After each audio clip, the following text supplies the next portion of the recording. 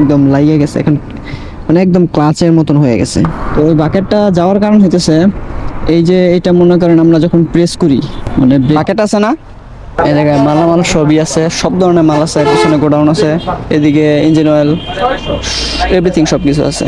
আর হইতেছে এই জায়গায় হেলমেটে কিছু বিক্রি করে, পুরো সেই ভাইরাল না দেখা যায়, ভাইরাল একটা মাল। Welcome back to my YouTube channel Riasuddin vlog. তো আজকে এই জিক্সার বাইকের একটা টপিক নিয়ে আপনাদের সাথে আলোচনা করব, একটু যেটা প্রবলেম হয়েছে সেটা নিয়ে।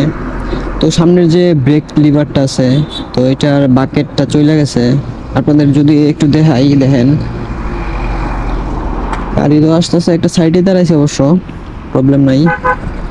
তো বাইকের দেখেন বাকেট চলে গেছে, দেখেন ব্রেকের এটা কত দূর পর্যন্ত, এত দূর পর্যন্ত এসে পড়ছে।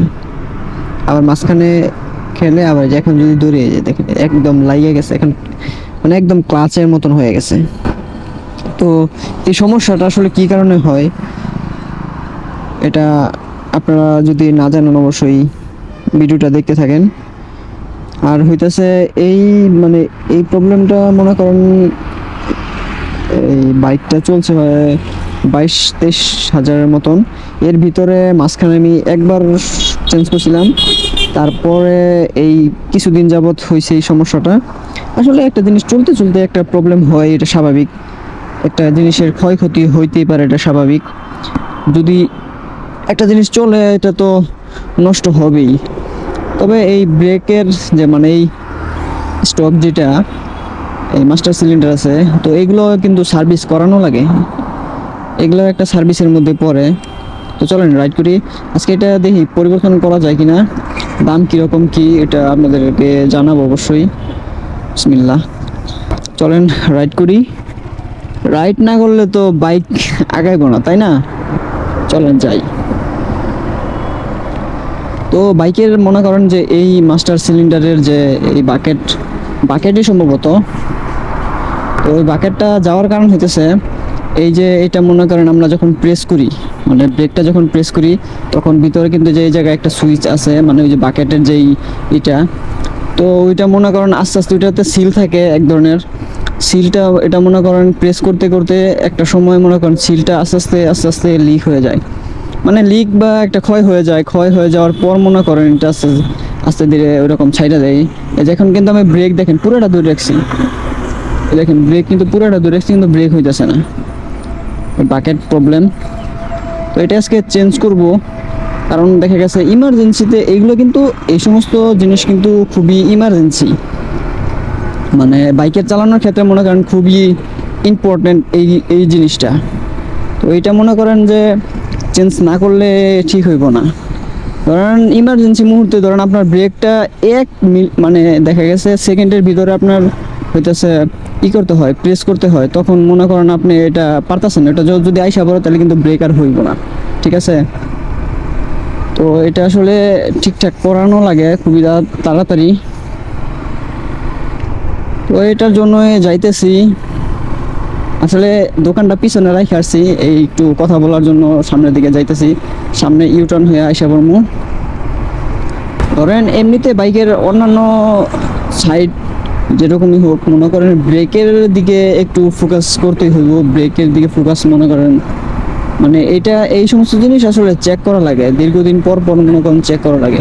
আর এটা আপনি এমনিতেই বুঝতে পারবেন যে আপনার ব্রেক যদি এরকম একদম ক্লাচের মতন হয়ে যায়। দেখেন আমি কিন্তু ব্রেকটা ধরে রাখছি, কোনোভাবেই কিন্তু ব্রেক হইতেছে না, দেখেন ব্রেকটা ধরে কিন্তু আমি চালাইতেছি, কোনোভাবেই ব্রেক হইতেছে না। ওটা ছাইড়া দিলে হয় হঠাৎ বিঠাৎ, কিন্তু এটাতে তো আসলে আপনি সেফটি মেনটেন করতে পারবেন না, মানে কোনো কারণে যদি ব্রেক মিস করে তাহলে মনে করেন এটা একটা দুর্ঘটনার কবলে পড়ে গেলে রক্ষা নাই। এটাই ঠিকঠাক করানোর জন্য যাইতেছি বড় ভাইয়ের দোকানে, এখন যাবো, সামনে গিয়ে হইতেছে ইউটার্ন নিমু। কিছুক্ষণ আগে মনে করেন ঘুম থেকে উঠছি, উঠা একটু হাত মুখ ধুয়া তারপর এই বাইক নিয়ে বেরোইছি। এখন সময় হইতেছে 6টা 2। ডাইনে ইন্ডিকেটর দিয়ে দিই। আচ্ছা এটা পার হয়ে দেন, তারপর আবার আসতেছি, আবার একেবারে বড় ভাইয়ের দোকানের দিকে যাই, বড় দেখা হইতেছে। এই তো বড় ভাইয়ের দোকানের কাছাকাছি আইসাই পড়ছি, জায়গায় দাঁড়াই, বাইকটা জায়গায় রাখি, আইতাছি ভাই। এই এটা কিন্তু পুরো একটা ভাইরাল মাল, পুরো সেই ভাইরাল না, দেখা যায় ভাইরাল একটা মাল। ভাই বাকেট আছে না? ব্রেক, ব্রেকের বাকেটটা দাও। এই জায়গায় মালামাল সবই আছে, সব ধরনের মাল আছে, পিছনে গোডাউন আছে, এদিকে ইঞ্জিন অয়েল, এভরিথিং সব কিছু আছে। আর হইতেছে ওই জায়গায় হেলমেটে কিছু বিক্রি করে মনে করেন।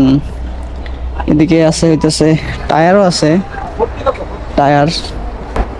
এই যে একটা বাইক আছে বড় ভাইয়ের, বাইকটা সেল করবো সম্ভবত। এই বাইকটা আমার এক মামার ছিল, তো এটা বিক্রি করে ফেলেছে, আসলে জানি না, জানলে হয়তো বা আমার মনোটন বিক্রি করে হয়তো বা এটা নেওয়ার চিন্তা ভাবনা করতাম। অনেক চিপ রেটে বিক্রি করছে, যাই হোক ওইটা কোনো ফ্যাক্ট না। তো এটা আবার নতুন করে এখন বিক্রি করার চিন্তা ভাবনা করছে। এটা হইতেছে পোড়াবাড়ি, পোড়াবাড়ি যে কাটা আছে, কাটারের জায়গায় দিকে টায়ার আছে, সব আছে, অনেক ধরনের মাল আছে। পাশে হইতেছে সার্ভিস, বাইক সার্ভিস, এগুলো সব। আচ্ছা বাকেটটা নেই, তারপর লাগাইতেছি, দেখা যাক কি অবস্থা। ওই মাল যেমন তেমন বাইক চালাম ওইটা এখন বড় ভাইয়ের বাইক, আগে ছিল মামার, এখন ভাই। হা, টাকার কাছে সবকিছু হার মাইনা যায়, তাই না?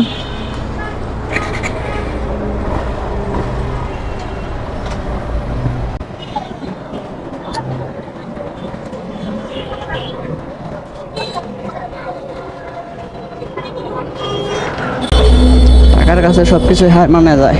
আমার বাইকটা থাকে এই জায়গায়।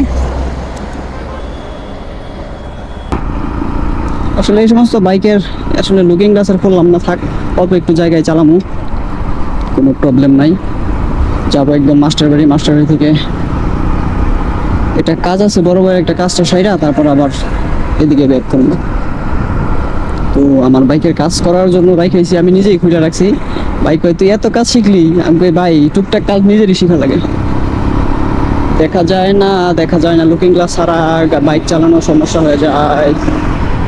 আর ব্রেকিং মোটামুটি আছে ঠিকঠাক মতন, হুট করে বাইক উঠলে তো আসলে টানতেও যায় না, লুকিং গ্লাস ছাড়া চালাইতেও সমস্যা হয়। জায়গায় আমি একটু রাইড করলাম, রাইডের মজা নিলাম, দেন রাস্তার ওই পার যাবো, ওই পার যায় দেখি আগে দোকান খোলা আছে কিনা। দোকান তো সম্ভবত খোলা নাই। লুকিং গ্লাস ছাড়া তো আনকমফোর্টেবল লাগে। জোশ আছে জোশ। এবার মিটার জিরো এখানে কি। আচ্ছা এই বাইক থেকে বিদায় নেই, পরে আবার আমার বাইকে যাইতেছি। এটা শুধু ছোট একটা কাজের জন্য বেরিয়েছিলাম এটা নিয়ে, দেন আবার এখন মনে করেন আবার ঢুকে যাবো। ওরে ইনানিল্লাহ, এটা আবার এবিএস আছে অবশ্য, প্রবলেম নাই। আচ্ছা এই বাইক থেকে বিদায় নেই, আমারটাতে যাই একেবারে। ইয়ামাহার বাকেট, ইয়ামাহা কোম্পানির, লবণ কোম্পানির, লবণ কোম্পানির দালালি করে পাঠাইছি। এটা ইয়ামাহা কোম্পানির বাকেট, তো এটার দাম হইতেছে 450 টাকা। দিয়ে আমি নিজে লাগাইতে পারি কিনা, নাহলে লাগাই দেবো, কোনো সমস্যা নাই। ইয়ামাহার লুক, চলেন লাগাই দিই, তারপর দেখতেছি কি অবস্থা। এই দেখেন এটার অবস্থাটা কি হয়েছে, দেখছেন অবস্থাটা কি, রং টুইটা কি একটা অবস্থা হয়েছে। আর এই যে কোনো দেখা যায় না, দেখছেন এটা চেঞ্জ না করলে এটা চলে, চেঞ্জ করা ছাড়া। তারপর ভিতরটা খুলি, তারপর খুলে নতুনটা সেট আপ করে দিই। হচ্ছে আগেরটা, আগেরটার অবস্থা হচ্ছে এইরকম। আর ভিতরে যদি দেখাই, ভিতরে তো দেখা যাবে না।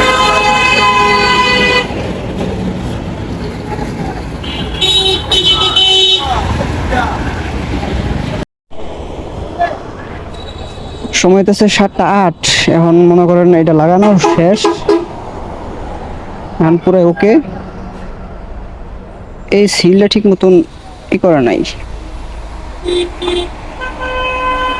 যাই হোক ওটা কোনো ফ্যাক্ট না। এখন ওকে আছে, সামনের ব্রেক। চলেন বাইক নিয়ে এখন বেরোমো, ভাগমো খালি বাড়ির দিকে। এটার দরকার নাই, এটা নতুন শেষ, খালি চলে যাব। বিসমিল্লাহ। তেলের দাগ কমে গেলেই তো ভালো লাগে না।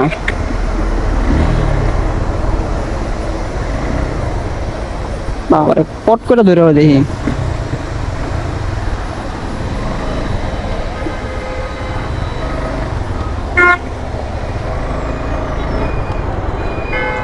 ঠিক আছে,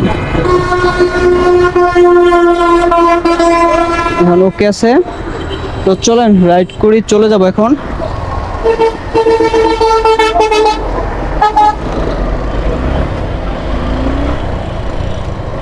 এখন মাস্টার বাড়ির দিকে যাব, গিয়ে দেন ছোট্ট একটা জিনিস কেনার আছে, একটা ওষুধ লাগবো, ওটা নিয়ে দেন বাসায় চলে যাবো। এই ছিল ছোট্ট একটা ভিডিও।